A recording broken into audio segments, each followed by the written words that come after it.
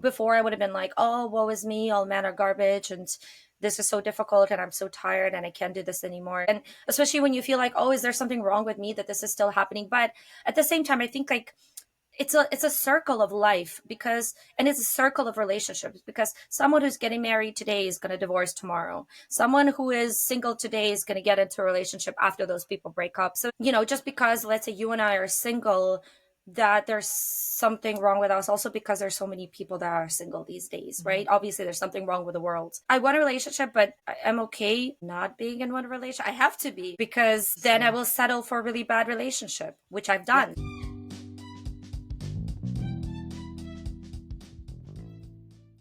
Hello and welcome back to another episode of Dating, Laughter and Disasters with me, Lulu Johnson, a show that's all about the highs and lows of modern dating, and on this podcast, we're laughing about it.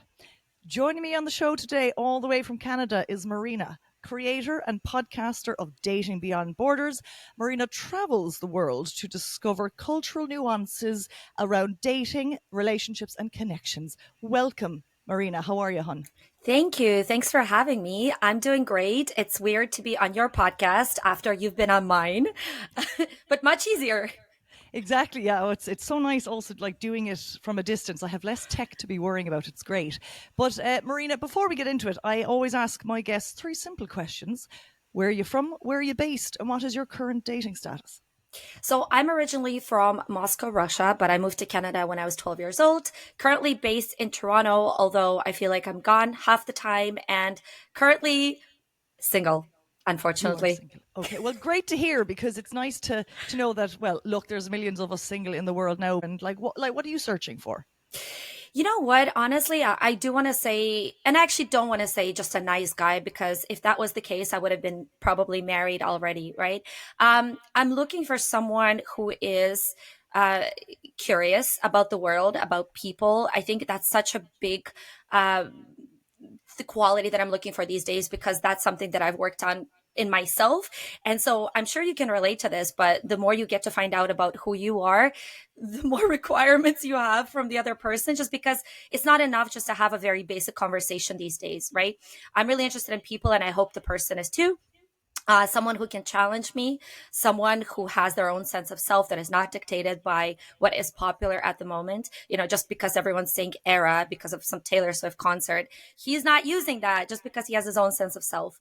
And obviously, someone I'm attracted to, that's a really big one. And, of course, sometimes attraction comes with afterwards after you find who the person is and you find qualities that you find attractive, but certain physical attraction would be great as well.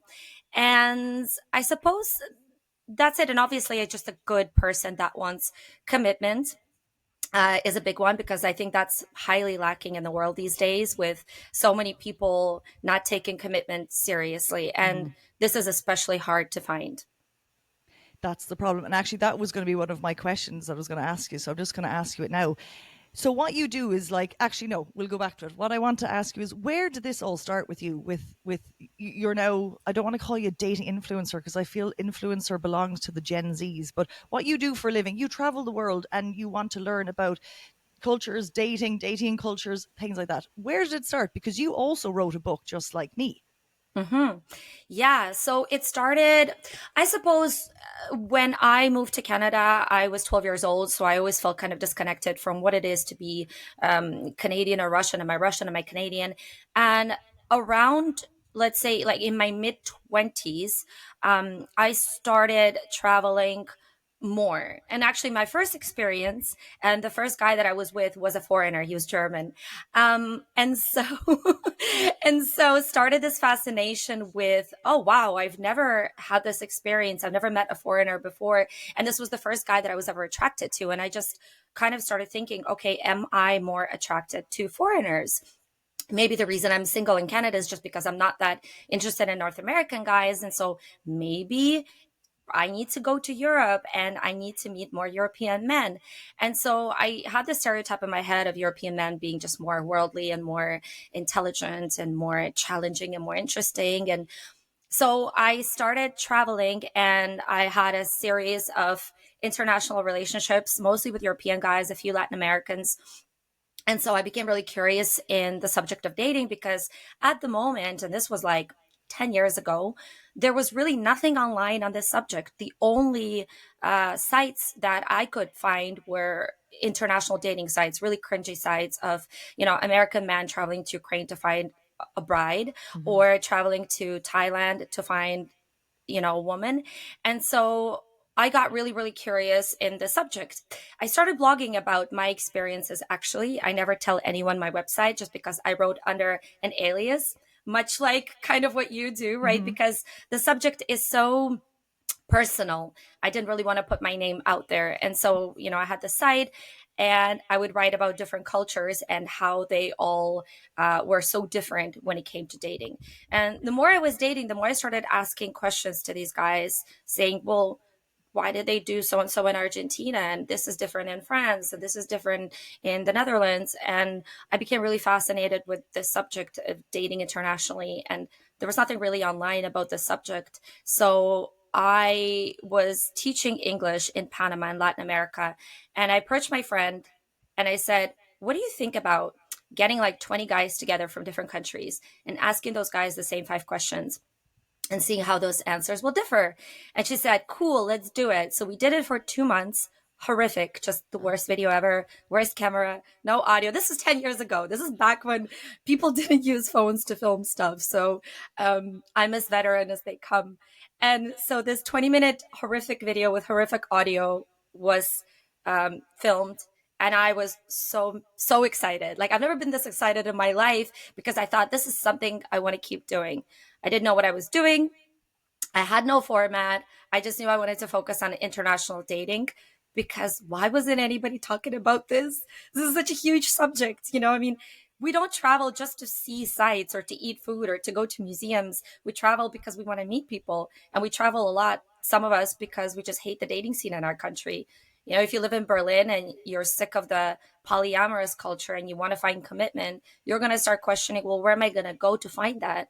And so I think that's a lot of the reasons that people travel. Of course, now we have passport bros, another interesting subject, but a lot of it comes from the lack of success in your own country. And so, yeah, YouTube warned me, or notified me rather, that it's been 12 years and Oh, I've been doing wow. this for a very long time. Yeah.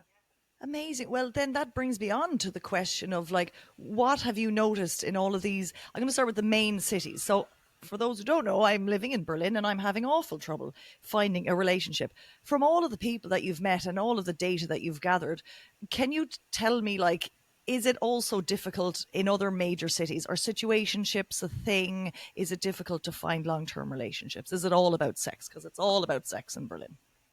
Yes. But I think Berlin is the worst of the worst, to be Oh, really don't tell me honest. that. You Oh, already God. knew that. You already knew And I that. knew it. I knew it. I just didn't want to hear it. You wrote a book about it. Yeah. No, I mean, look, here's the thing. I think people ask me this question a lot. They say, what is the best country to date in? And I always say, okay, well, first of all, what are you looking for? Because you're going to get some of the positives and you're going to get some of the negatives. And it's also, what are you looking for in a person?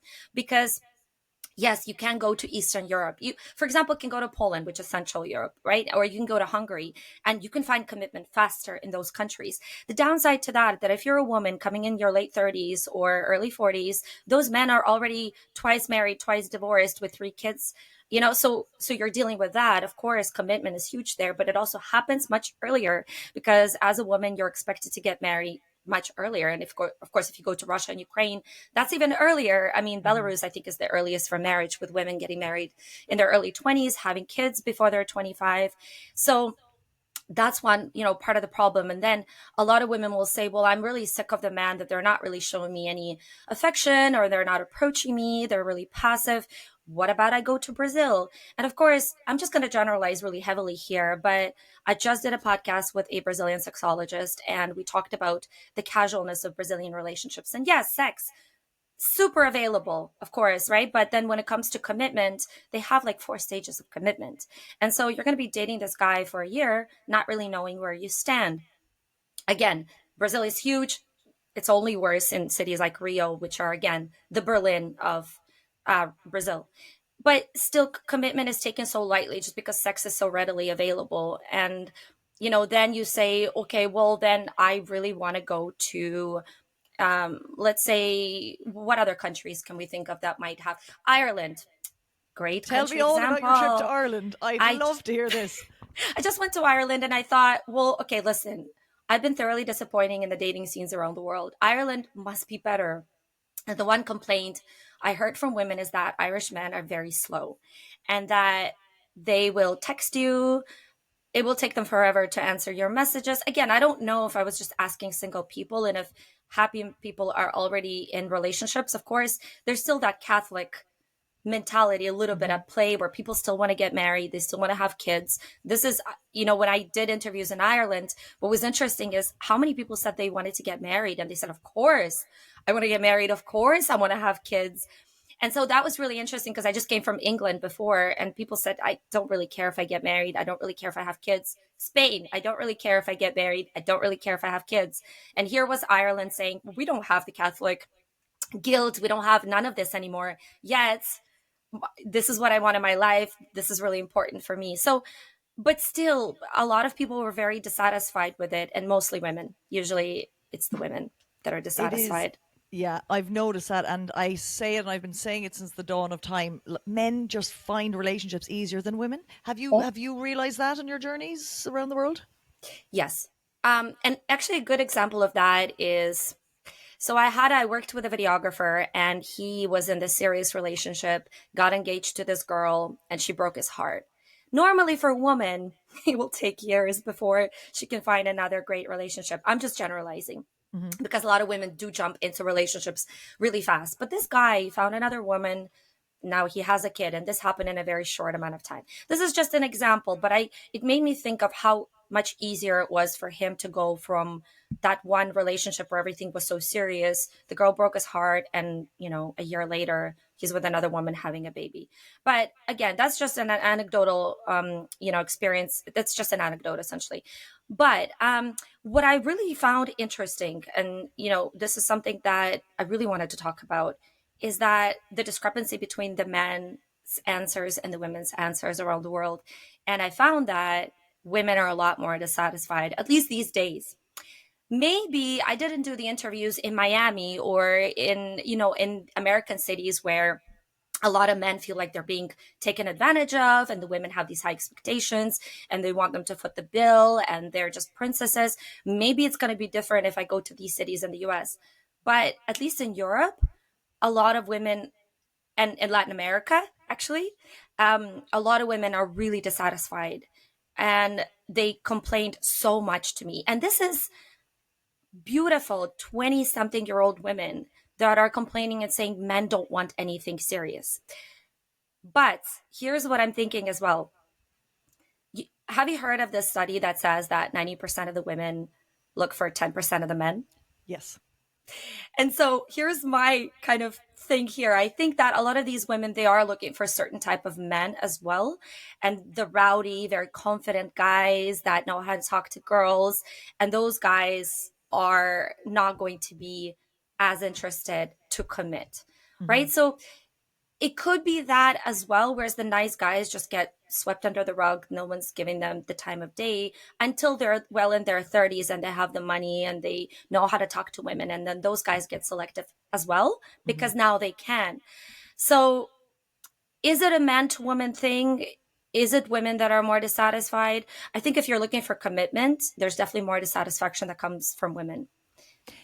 Definitely, because what I would say, also generalizing, is that men perhaps jump from relationship to relationship to avoid sitting with their feelings and self-reflecting and realizing maybe I was an asshole, or maybe I do need to change something about myself. And I'd hate to say it, but I just think like the older that we're getting, right? You'd have a boyfriend, it doesn't work out, but you've taught him your ways. He has matured, and then he leaves. He goes on to the next woman, and he's a better version of himself with every woman that he's with.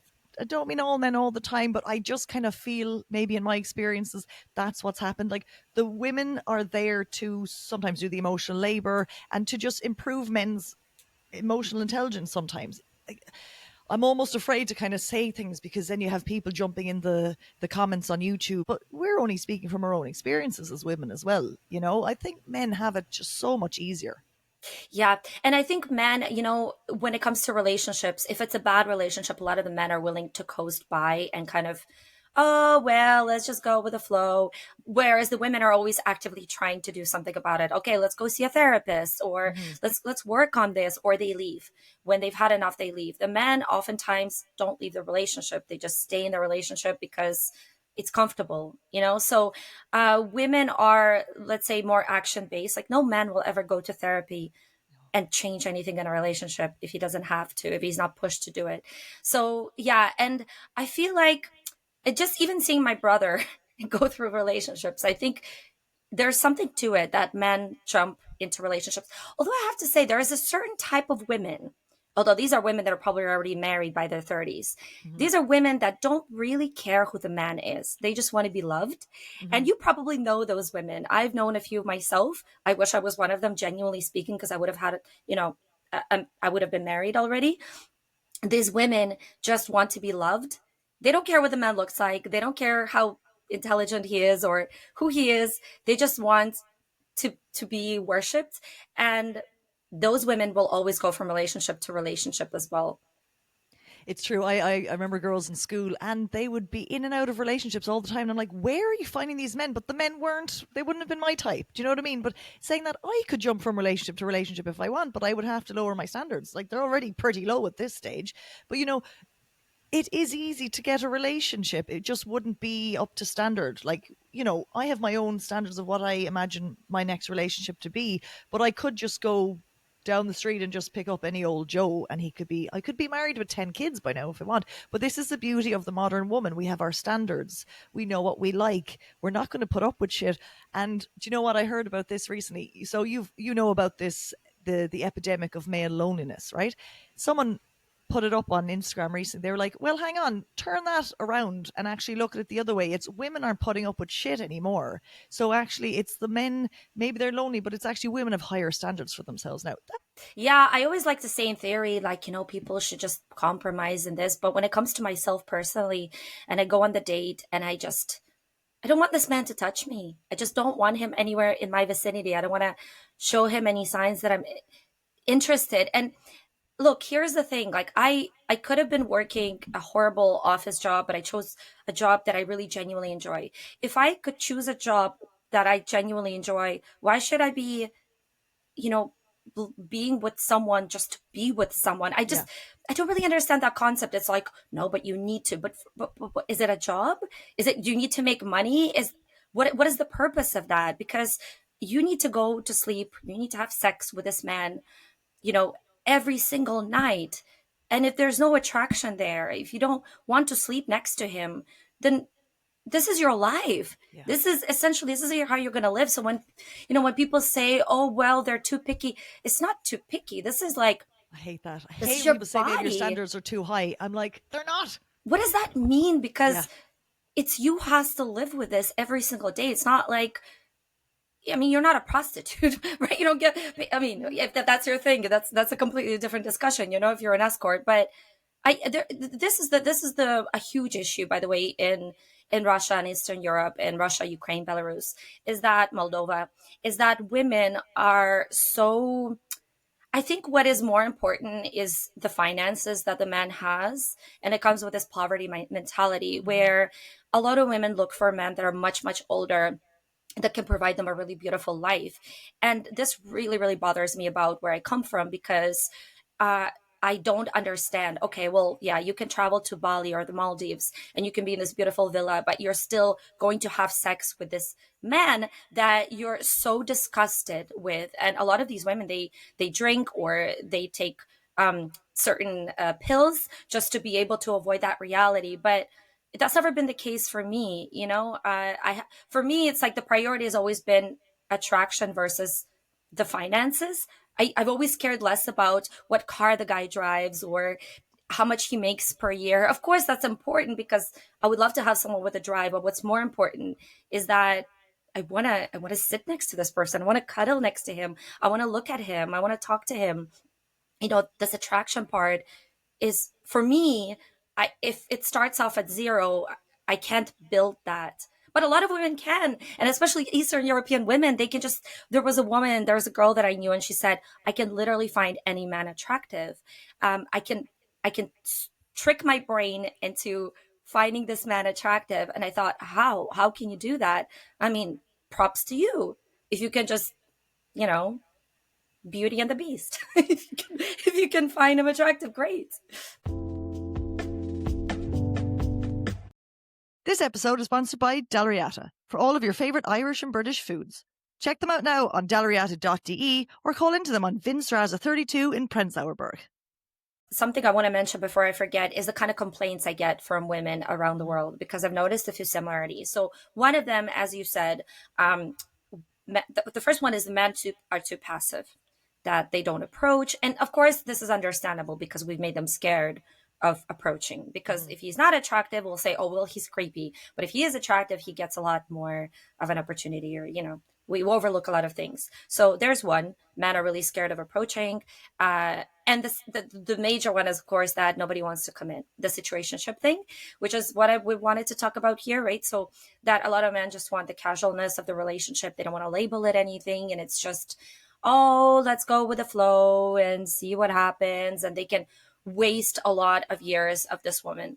And so women, we have less biological time as well. So for anyone that wants to have kids, and they have to wait for years with this one guy, of course that's going to make you a little bit crazy, because you have a certain time period that you can have kids, for example, and the man's like, oh, let's see what happens, let's go with the flow, please don't put pressure on me because I don't deal well with pressure. So that's exhausting. So those are the major two complaints that I found with women. And of course that men don't really put any effort into the dating, which is super understandable because we made it so easy for them. I Mm-hmm. mean, I think what happens in the Western world, at least, not in the Middle East, where men dictate how everything will go.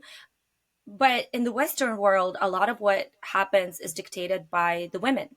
So if the woman says, in order to get me to bed, you need to wine me, you need to dine me, and there are no other women available. This is the only women you're going to meet in this month or these 3 months. The man will do it because he has Mm-hmm. to, because there's no other way to get her in bed.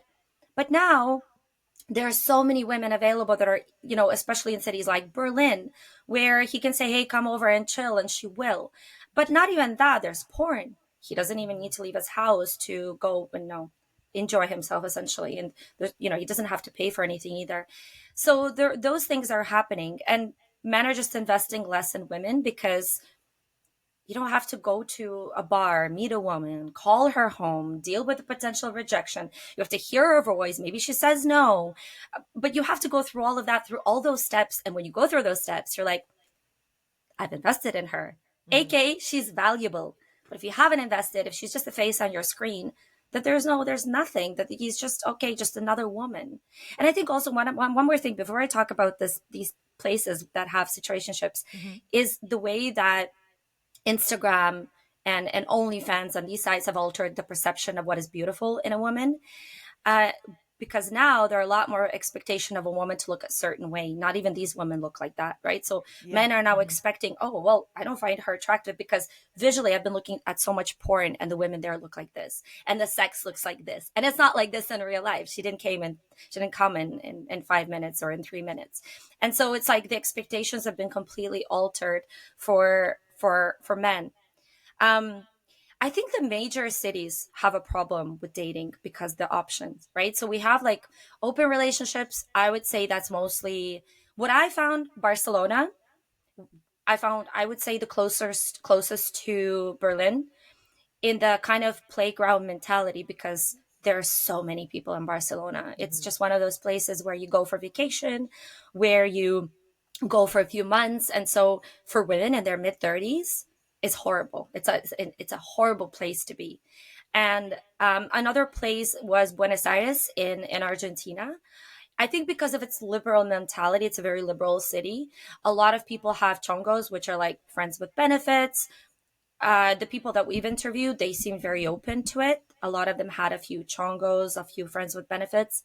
Rio is another one where they have contachinos, which is the same, like friends with benefits. It's like a friend you have in your phone, Mm-hmm. and it's a contact. And so we asked average, let's say guys, and they said, well, I only have three or I only have two.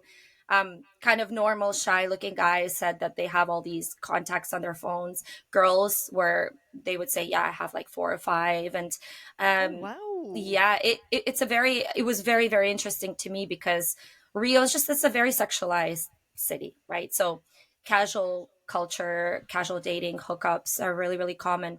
Um, so in those places, that's where people really, really struggle to find relationships. They say Portland in the US, also another one, like very hipster, very liberal, lots of orgies and things like Oh. that. I personally don't know, I haven't been, but it's one of the other places that I've noticed. There must be other ones. I don't know about Amsterdam, maybe Amsterdam, although I find Dutch people are not as They're a bit like more conservative, I they think, are. aren't they? I think Yeah. so. I think. But going back to places like Argentina, do you know if that culture was always there? Or I have heard that in those cultures, the men were more, or actually the women also were inclined to have affairs during their marriages. So I wonder, are people getting married less and instead they're having these hookup cultures where they've got five fuck buddies on their phone instead? Did you find out about that? You know what? I think with Argentina, what's really interesting is how the society has changed so much. Because I was when I was there, this was 10 years ago, and we did the interviews later with the team of mine. So when I was there was this really strong chamuchero culture. Chamuchero is like a smooth talker. It's a guy that will come up to you and he will say all sorts of stuff just to get you in bed. So this was really, really prevalent. And then what happened is it started the whole Me Too movement. It started and it became super rampant in Argentina. And so women kind of were like, no, I can do this. I can sleep around. My body belongs to me. And so the gender roles really switched a lot. And so I think a lot of the women are driving that these days in Argentina. It's just a very, very liberal society. It's also much more European and cosmopolitan than the rest of Latin America. And they really see themselves as European. Um, and it's a very artsy city, much like Berlin or Barcelona. And when you look at artsy cities, there is more of a tendency, I would say, to kind of go this way. What's interesting as well, there's like a huge therapy culture in Argentina. So it's like the most psychologists per capita. And Oh. so it's like there's a normalizing of talking about desires and being non-traditional arrangements and kind of the emotional complexity of it all. So I think it's like a mix of those things that created this culture of let me just have fun as a woman, you know? And it's just becoming more widespread worldwide now, really, isn't it? I mean, like you said, you were in England and that the people there weren't too bothered about getting married or having kids, which I was kind of surprised about, even though they're not a Catholic country, because they're so close in culture to Ireland. And because you were in Manchester and Liverpool, right? I just assumed because it wasn't London that they were way more into settling down there. Because my best friend says to me, Lulu, just move to England. If you love the Englishmen that much, just go there. And I'm like, I can't. I'm not going to do it. But then, as I told you before we came on the show, you inspired me to go to Manchester. So I'm going for a weekend by myself next month, just to surround myself with like-minded, fun people. I just want to talk to people. So I was very surprised to hear that they're not too into the traditional norms of marriage and babies. You know what? I might take that back because I Okay. might have that confused with who pays on the date. So who pays on the Ah, okay. date? They went 50-50, right? In Ireland, Hmm. the women said the man has to pay. Oh, In terms really? of yes, yes, which was Hmm. very, very interesting, much more conservative. Um, so I'd only asked in Dublin and Cork. I haven't gone to other cities around Ireland, but obviously I They're the haven't done major ones, Northern. yeah. Yeah, I've Hmm. done the major ones. When it comes to getting okay, I genuinely think that the north of England has some good values still. So I won't say that they don't really have as strong of a hookup culture. And actually what was really interesting is one of the girls said that there's a new trend to also start getting married and having kids early, but like in your 20s. So I don't know if that's a good thing or it's a bad thing. It is not a good thing in my books. Oh my God, live your life first. Jesus. So that, but I think that's a certain type of crowd that kind of stays on the outskirts of, let's say Liverpool, living, Hmm. suburban life. But overall, I found that there was actually less complaining. No, I lie. I lie. I'm thinking now about because I'm putting that video out next week, and I'm thinking about the interviews that I had, and the girls in their 20s did complain quite a bit. The men did not complain about the women at all, which was very interesting. So I always thought British guys will complain about British girls, but Northern Brits, everyone just I don't know, the men were not that disappointed with the women. I think the men were quite okay. Yeah, but Um, that's like now just typical all around the world. It's the women that are complaining about the men because the value or the what am I trying to say? The quality of women in the world worldwide, it's just so much better than men. Of course, the men have nothing to complain about. We're gorgeous. You know what though? I feel what's interesting is like when I see comments online from the men and they say there are no good women left to date. The women are like this, the women are like that. A five is acting like she's a 10.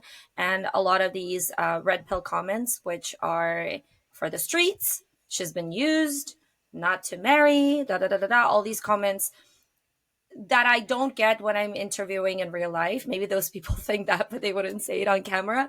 I'm not sure what's happening. Um, so, but I didn't really see a lot of dissatisfaction in the UK or Ireland, at least not openly. But I also think that Irish people find it really difficult to talk about emotional stuff in general. So that was, there's like, one of the complaints that Irish women have had for Irish men was how incapable they were of dealing with emotions. They said like they're emotionally constipated. So that was another I love that. general complaint. But yeah, I think the north of the UK is decent if that's where you want to go and meet people. At least there's like a fun energy to it, but it's Yeah, not yeah. a crazy fun energy as it is in Berlin. It's not like a over the top, let's have take drugs and party all night long and have It's orgies kind wholesome. of. It's Yeah. exactly, it's wholesome fun, which I really really appreciated. And that's why I'm going because I am really bored of Berlin, like of the Berlin party scene or like the energy that I have towards men in Berlin. That I'm like, I'm going to Manchester. I'm going by myself. I'm staying over, and I'm going to go talk to people because I just need that. I was over in Cork last week, and I went out. I was home for 2 weekends, and I went out every night talking to everyone that I could. I ended up kissing like a 44-year-old man who looks like a sailor. He's down on my phone as Sailor Daddy. He had this long beard, white hair, but he was gorgeous. He swanned right over to me. It was like 5 minutes before the bar was closing. He was like, in his really thick Cork accent, he was like, "All right, how's it going? Nice to meet you."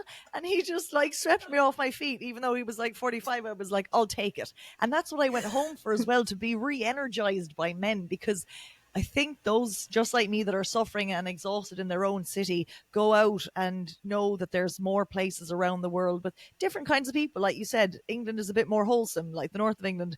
Ireland, actually going back to the Irish, the reason I would think that men are emotionally constipated is because they're used to only kind of, if they would even express their emotions, when they're drunk. And now the younger generation doesn't drink at all. There was the show First Dates?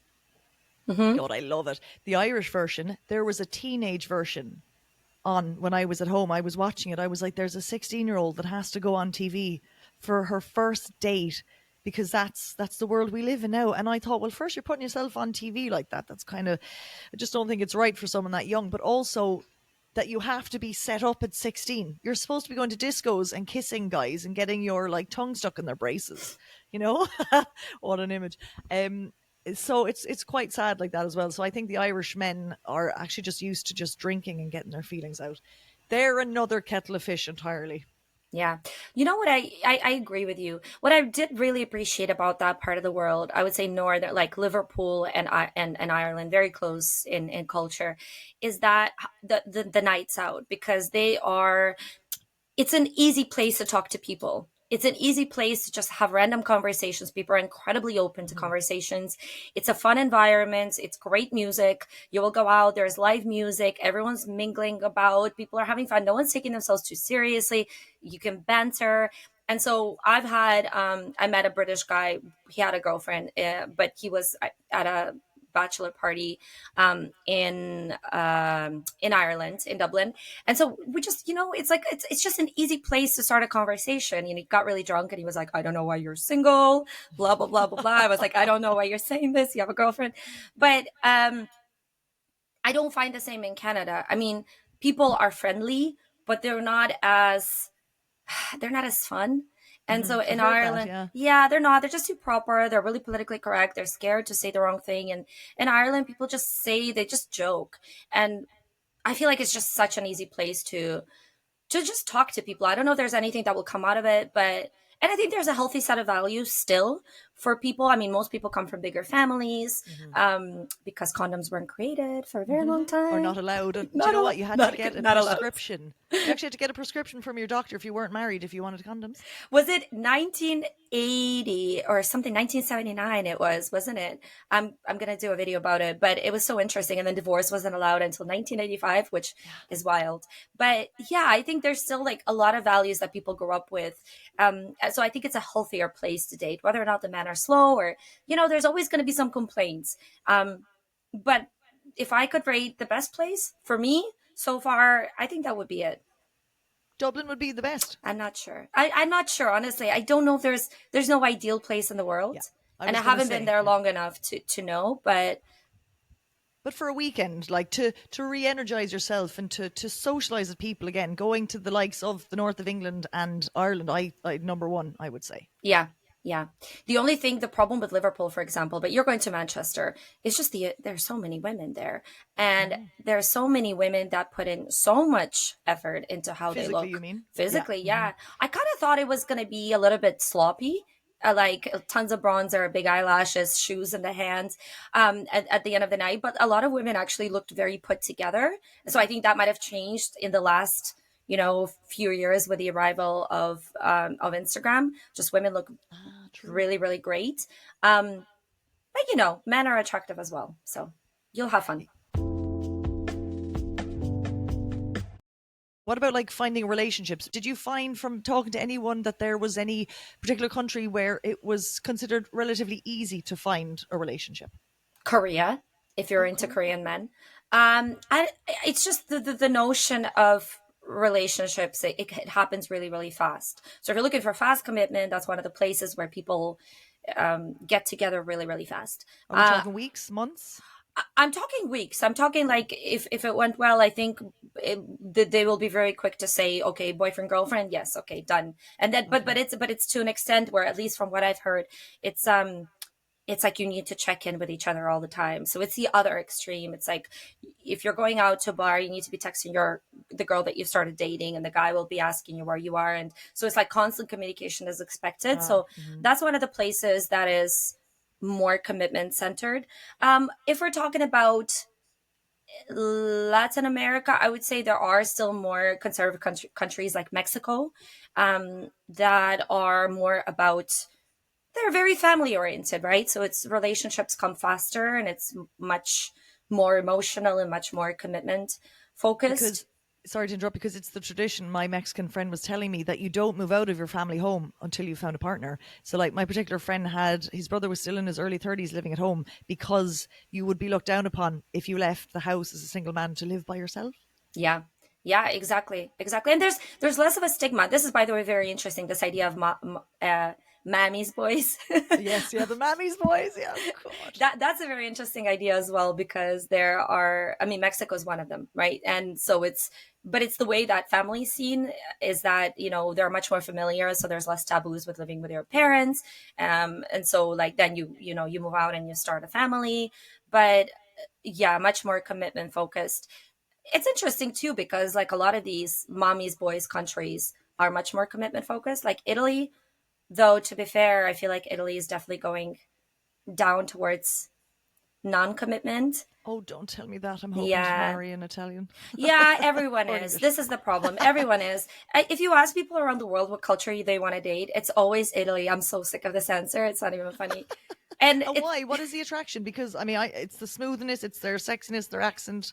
all of it. All of it. I think Italian men are, there's just really good marketing done for Italy. Whoever, it's like the same guy who did marketing for Pedro Pascal. Whoever did marketing for that guy, because he suddenly jumped up, he was like, oh, True. he's sexy now? I didn't know that. So this is kind of what happened with Italy. Someone said best food, best man, And the best, men like to cook. The men, I the have men two like to friends who cook. I was with last night. They both have long-term Italian boyfriends. They're both Irish, the girls, and they were saying last night, "Oh, so and so was cooking me dinner last night." Oh, like they're always comparing their Italian boyfriends, and I'm like, "Oh, that's what I want." A man that can Yeah. cook for me. Yeah, man. I've once an Italian guy once invited me on the first date. It was such a weird date. We met up in Rome, and then for whatever reason, I don't know why he did that. I could have been killed, but I got into his car, and then he started literally going, "Why don't you want to go to my house?" And I said, "I don't want to go to your house." And he said, "Please go to my house." And I said, "Okay." And for whatever reason, I went to this guy's house on the first date. We didn't kiss. Nothing even happened, but he cooked me really good carbonara, and he, poured some wine for me. We had dinner. We played Mario Karts. And then he walked me to the metro, and that was the date. It was such a weird date. I don't know why I'd agreed on it, but I just wanted to have like a cultural experience back in the day when I was really curious about first dates in different countries. So, yeah, but the food was great. I think that, one of the things that really makes Italian men stand out is the way they approach dating, or at least the first dates. Because in Italy, there is a notion of bella figura, which is like, I want to present myself to this woman and I want to present my country to this woman. And, they're very proud people, especially of their food. And so, first date with Italian guys that I've always had really wonderful dates because they'll always take you out to a nice eatery. They understand that you also want to eat, not just drink. So they'll always take you to a nice wine bar with some nice food or a restaurant. They'll pay the bill. And this is north or south. I've gone on dates with northern guys from northern Italy, and they've also paid. So it's like just very chivalrous. And so and there wasn't like any expectation that I would sleep with them, and nothing happens. Even if they weren't interested, they still did that whole route of, it was a beautiful date, and they understand that beauty is really important. If you look at the culture, you understand how much value they place on beauty.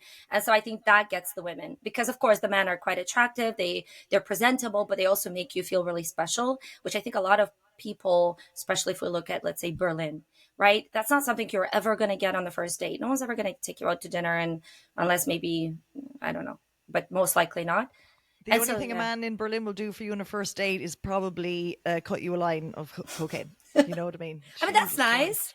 Oh That's yeah, if you're into it. expensive. Yeah, an expensive night out. Jesus Christ. But it's true about the Italians, and I'm actually going learning Italian. I'm starting Italian lessons next month. I just love the language. Like as you were speaking, what did you say? Bella figura? Bella figura. That means like beautiful figure, obviously, right? Yes, yes, yes. But it's an expression to say like, Yeah, you know, beauty. Yeah. beauty. But it's Yeah. such an easy language. Like just like that, I assume that's what it means. Like I'm done with German now. I've learned enough of it. Don't want to learn anymore. I'm like, I need to learn Italian so I can get in there and find my Italian man. Um, that was an interesting dating story. Do you have any like real standout, crazy, most memorable story that stands out to you worldwide? I'll give you one that is about a German man because I think that will hit close to home. Uh, okay, so I met this guy when I was in Miami. This wasn't really like a date, but I met this guy in a club in Miami, very attractive. I had this thing for German guys. Maybe because my first experience with German, I had, like you said, German. You're done with German. Like I thought that was the sexiest language for a very long time, and I was in the minority. People were, what, German, really? Exactly. But anyway, so he was my perfect, blonde guy, blonde, tall German guy. We met in a club and we talked a little bit, and I think we kissed, and so we exchanged phone numbers, and we were supposed to see each other in Miami the next day. So he texts me and he says, yeah, okay, I don't know. He didn't sound like this through text because Do there it was no anyway. voice, but I have to do it. He's like, yeah, okay, I will book the hotel for us because, in South Beach, there are no available hotels on a Saturday night if we need a hotel. I was like, I'm sorry, but did I ever give you an impression that I was going to sleep with you? He's like, yeah, no, but if things get really steamy and there is no hotel that is affordable on a Saturday night, and he got so stressed out about this hotel, and I was like, look, I want to look, even if let's say this was about to happen. Let's say the moment was amazing. I don't want to know that it's already happening. I want to go to the date, and if things are wonderful, then he can say, oh, come over to my place and I can show you the view from my balcony, or we can have a glass of wine. I mean, I don't want to feel like I'm a prostitute. And Mhm. that's what I was feeling like. But the guy was like so pragmatic, and he really wanted to save money, which is such a Oh German quality. God. Yeah. And so he was like, no, I need to book this in advance. And he was pressuring me so hard. I never ended up seeing him. But he was such a weirdo. He kept messaging me for months after this. We never saw each other. Once he invited me on a trip with him to go somewhere. And I was like, I don't know. This guy might be a killer. Like, he actually might be a killer, like your story. Hmm. And there was something really off about him. But yeah, that was probably one of them. Um, there was another guy, there was another German guy I met in Miami. I don't know what Germans in Miami. And this was another year. And in the same club, I met this guy and he said, I think it was like we had a really romantic first date. And I think we met up a couple of times. It was really romantic. And then he invited me. He's like, I'm going to the Bahamas, which is right next to Miami. And I would really love for you to come. And I thought, oh, that's so romantic, so spontaneous. And I said, well, what does that arrangement look like? He's like, well, we will be sharing a room with me and my friends. And I want you to pay for your part of the room. And I was like, well, that's not a very attractive proposal. I think I will pass. And I did pass. And I've never, by the way, I never had sex with this guy. This was just very like out of the blue.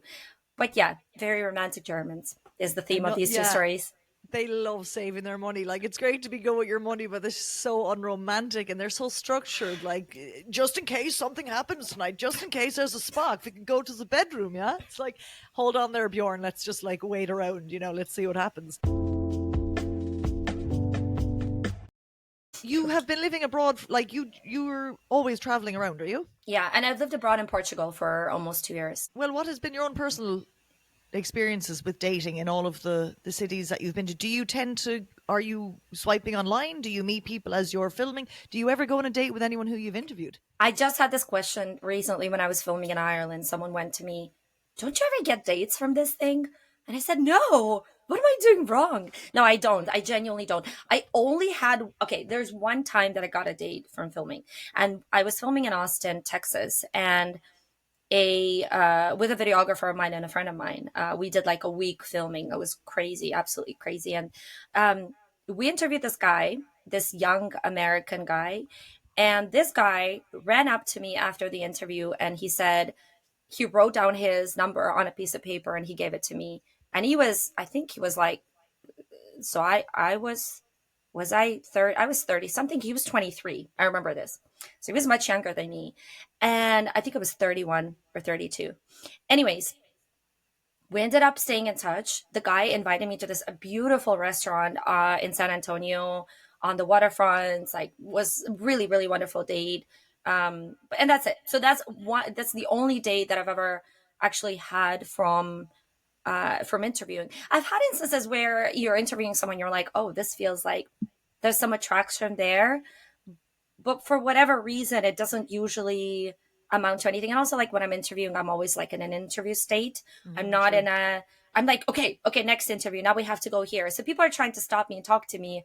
I'm like, okay, on to the next. But I don't know. Genuinely, I don't know why. But my ex boyfriend that I've lived in Portugal, when I met him, because I met him, I was living in an apartment in Portugal, and so it's a weird story, but we met each other because he was supposed to be renting my flat, so we Oh. met in my flat because Uh-huh. he was looking at my flat. And I remember the first thing I said to him, I was like, oh, you're Dutch, and I really need Dutch people for my video. So can you please, I would love to have you in my video. And then he said, okay, let's exchange Facebook and we will see. And then he writes to me and he says, no, I am not interested to be in your video. Very Dutch, like very straightforward.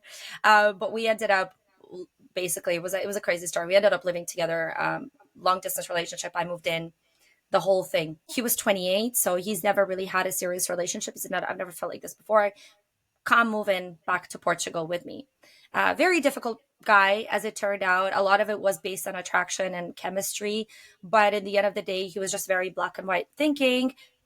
Dutch guy with a PhD, very like yes or no, statistics are required in order for you to win this argument kind of conversation. And the relationship was very very problematic now that I look Mhm. back on it. But we had a 3 month long distance.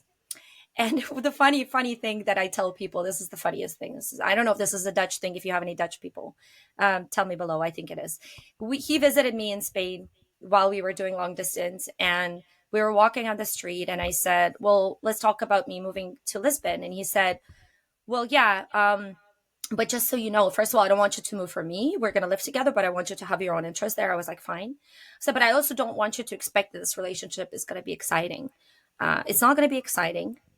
It's just going to be a normal relationship. So don't get your hopes up. And I was like, if this was a trailer for a movie, I will not watch that movie. Ah, So why did I not run away? I mean, you know how women are. We're like, he said that, but he doesn't mean it. He's just saying it. He doesn't yes, yeah. know. And so that's what I thought. But he delivered on that. So no fake promises made on that relationship. So I'm sorry. Hopefully he's not listening to this. But we did last almost 2 years. We lasted COVID. Oh, lovely. So many good qualities in him. Very, nice guy. I mean, in many ways. But unfortunately, I learned a lot about myself and what is important for me in a relationship, especially as a woman and an Eastern European woman. And I think culturally, we it didn't work. The way we saw the relationship was too different. That's the problem as well. I think like when you do date outside your own culture, you have to get used to other people and things like that. But that actually made me think of something that I came up with during the week with a friend, right? We'd both realized. So this relationship that you had, which lasted for 2 years, came out of nowhere. You weren't really looking for it, right? And my friend and I, we actually just realized that like love is a lottery. You can put in all the effort you want, swiping a million hours, and you'll get nowhere. Like me, for example, right? I've been on the date, well, I'm off the dating apps for years now, but I had been putting so much effort in since 2015 when I first moved to Berlin, then got myself in that abusive relationship and stuff like that. But I've always been the girl that's searching for a relationship, and it. I was never ever successful. The of the relationships that I've had in Berlin, I never met them from online. They were always on random nights out, and I do kind of think like you can try really hard and you get nowhere, and you just don't try at all, and then you just walk out the front door and you meet someone so randomly, like how you met your Dutch man. You know what I mean? Like what kind of like are you looking for a relationship right now? And if you are, what kind of efforts are you putting in to find someone? It's interesting when you say that I wasn't looking for a relationship because I actually was. I really was, and especially because I wanted to stay in Portugal. I was like, no, I need an anchor. I need something. So I think I got very lucky. Was it unlucky? Was it? I don't know because maybe it would have been better if we never met. Who knows? But um, honestly, I do think you need to put in effort because a lot of people, especially these days, they just sit at home and they expect something to happen and it probably won't. But I think what's interesting that you said you've only met people going out mostly. um I think it's like the energy thing. You can Mm-hmm. be looking or you can be looking, right? If Mm-hmm. you're looking like it needs to work, nothing. They say the law of attraction, it's like if you really hold on to it, it doesn't work. So it's like the abundance mindset. It's the way I'm looking now is I'm like, I'm going to be okay, even if this doesn't happen. I feel like it will. Um, but if not, that's okay. So the other day I went on a date and no chemistry, zero chemistry. And where And did you meet? Sorry, was it online or online. from offline? Yeah, it was Okay. online and I haven't had a date in a very long time, to be very Mm-hmm. honest, since I broke up with my ex-boyfriend, the other ex-boyfriend. But there was no chemistry. And before I would have been like, oh, woe is me, all men are garbage. And this is so difficult and I'm so tired and I can't do this anymore. And I was just like, well, whatever. It is what it is. Of course you get tired. Of course you get tired. And especially when you feel like, oh, is there something wrong with me that this is still happening? But at the same time, I think like it's a circle of life because and it's a circle of relationships because someone who's getting married today is going to divorce tomorrow. Someone who is single today is going to get into a relationship after those people break up. So it's I used to look at relationships and be so jealous. Oh, her and her boyfriend, look at them, they're so beautiful together. They would break up because he was a toxic person who used to beat Mm-hmm. her up, and then she would be single. So it's we're not really competing against each other. We're just essentially, you don't know. It's like there's like a good proverb, is it, where um I can't explain it to you, but essentially the idea is like, is this a really good thing or is this a really bad thing? Let's see, right? So it's like everything is like, let's see, because I no longer think that, just because let's say you and I are single, that there's something wrong with us. Also because there's so many people that are single these days, Mm-hmm. right? Obviously there's something wrong with the world. Um, and I also, of course, I want to meet someone. Of course, I don't want to be alone. Of course, I want a quality relationship, as you said. I don't want just a relationship. If you want a relationship, that's super easy to find. There are so many men out there. But when I look at their photos, when I see somebody in their basement, you know, fixing the car. That's not my type of person. It's just, probably he's a really great person who will be a great father, but that's not for me. So, um, I want a relationship, but I'm okay not being in one relationship. I have to be, because Yes, then I yeah. will settle for a really bad relationship, which I've Yeah. done. You have to be happy with yourself. You need to know self love in order to find healthier relationships. But actually, like you were saying there, kind of like the circle of life, were you saying is like, I have just come out, no, in October will be a year since I had a relationship with a lovely guy, but we broke up for reasons I don't talk about on the podcast. It ended very well, but I had manifested him. And I had spent the last 9 months not wanting to manifest again. I was just done. I was exhausted. I had a real mental block because I was really sad about the breakup, right? Um, and then I just turned a corner basically. Something happened and I decided, okay, I have the energy again. I'm ready to manifest now. So I did some yoga thing on YouTube and I learned that if you want to manifest, the universe doesn't know a language, it knows your energy. So that like stuck with me. And that's why when I went back to Ireland last week, I gave off the energy that I was so open. I was talking to strangers, even if I didn't fancy them, just wanted to talk to them. And then that guy came over to me in the bar, the sailor daddy guy, and I was just like, I'll take it, and I was getting all the compliments when I was out, and I was like, that's what I need. And I actually do believe in manifestation because I did manifest my ex-boyfriend and he ticked all my boxes. We met at a really bad time, so we were together for 6 months. It was lovely, but we had to let it go, and it was only in the last 2 weeks that I actually let go the actual relationship, so I don't think about him anymore, thank God. And really, when you just kind of put yourself out there, things can come to you as well. You know what I mean? And I think it is so important to not give off desperation either and just enjoy being single. Because, like you said, you'll see a happy couple. They might have just had the biggest fight of their lives and they're probably about to break up, or one of them is just really unhappy anyway. It's so easy for us to get jealous looking on the screen on Instagram, looking at people walking down the street, being jealous of your friend having this boyfriend, blah, blah, blah. But we don't know what goes on behind closed doors and we shouldn't care. And the grass is always greener. Our friends who are in relationships and married might want to be us being single and free and getting all of these dating stories. So at the end of the day, as I say, we're going to be dust by the end of it. We're all going to be dead. So we may as well just enjoy the journey that we're on. Exactly. The older you get, the one gift that comes with it, maybe it's you become a little bit more cynical. But in that sense, you stop looking at people and idealizing what the relationship looks like, because just from experience, oh, these two look great together and they broke up, and these two look great together and they didn't have sex for 5 years, and these two, and so you start looking at new people and you're just like, I hope that there are really great relationships out there. I don't wish people harm, but you start thinking like, but is it as good as they say?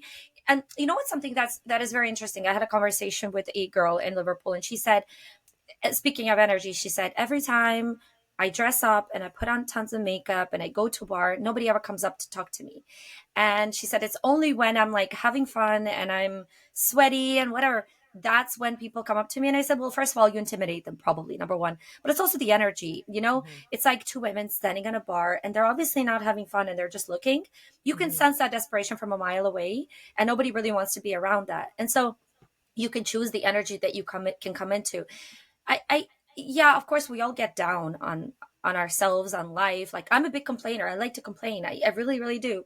And I will find faults with a lot of things, but I'm trying to Yeah. reprogram myself to enjoy the things that I have, because looking around in the world, there are so many problems that are just, if you go even on TikTok, you see how many people are terminally ill Mm-hmm. that are in their 20s and they will not live to their 30s. And so when we start complaining about how old we are, oh, I'm in my late 30s, oh, I'm in my early 40s, it's like, but some people didn't even get to that age. And so if you start looking at it from that perspective, that's really a gift, because if you're healthy and you look good and you work for yourself or you enjoy your work, you're already, you have so Privileged. much more. You're already privileged and you're able Mm-hmm. to travel, those things. It's so obvious, but I think people need to be reminded of that as well. Definitely, as my dad always says, getting old is a privilege, and it really is. Do you know what I mean? It's Yeah. just a phase in our lives. It's just a little chapter, and it'll be closed, and we'll be 40 wishing we were single again. Marina, we could talk all day, but we're going to have to wrap it up. But I would love to end it on, you must have loads of dating advice, but could you give us just one piece of dating advice that you've picked up on your journey through life? I think one of the, this is not a dating advice. This is Okay. well, I'll give you a dating advice as well. This is like people advice. And this is something you did very well, by the way, in the podcast. Learning to listen to people.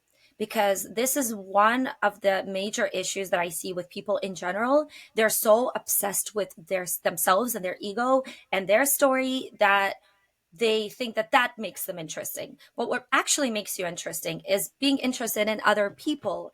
And that's so undervalued in this world of me, Instagram, TikTok, me, Mm-hmm. And so just being on a date with, let's say, a man, and a man who knows how to ask questions, who knows how to genuinely be interested, or a woman who knows how to be interested in a man and who knows how to ask questions and who knows how to be okay, if he says like I haven't been to China, not to be right away, oh, that's too bad. I have been to China. Let me tell you all about it. To be like, okay, well, that's okay. And asking the questions, being genuinely interested, and also paying people compliments. I think Mm-hmm. that's also something that is so undervalued for, especially when it comes to men. We always talk about men giving women compliments, but men don't get enough compliments, and men don't get to really share their feelings a lot. Just making someone feel special, I think, is incredibly important. And when someone feels seen, they want to be around you because it's not Mm-hmm. about you, it's how you feel with a person. Mm-hmm. When you have those friends and you're like, I love being around you. What is it that they do? And it's usually because they make you feel good. They Yeah. not necessarily building you up all the time, saying, girlfriend, you go, but like actually being interested in you and in your life, not waiting until you talk about yourself so that they can skip to talking about themselves. I think that's important. That's more important than being super interesting and entertaining and the default that a lot of us fall into, myself included. I'm like, no, I have to talk about all my achievements. It's like nobody, of course they care, But no one cares that but much. not Like, nobody cares that much. Yeah. I think, yeah, being personable in a world where we're all online and a compliment now is just a like, just actually be nice to people. And like, actually, I walked out my apartment last week and there was a girl wearing a nice pair of shoes. And I don't know why, because I never really do it. I saw that she had her headphones in, but I walked past her and I was like, I like your shoes. And she took her headphones off. She's like, "What?" So she obviously immediately like had her back up because it's Berlin and strangers don't talk to each other. But then when I repeated myself, she was like, "Well, thanks." And I was like, "You're welcome." And I just went on my way. And we do have to start speaking to people again, or just the smallest things. And I know we're all so afraid to approach each other, especially men as well. But you're right. Yeah, it's all about being personable and listening to others.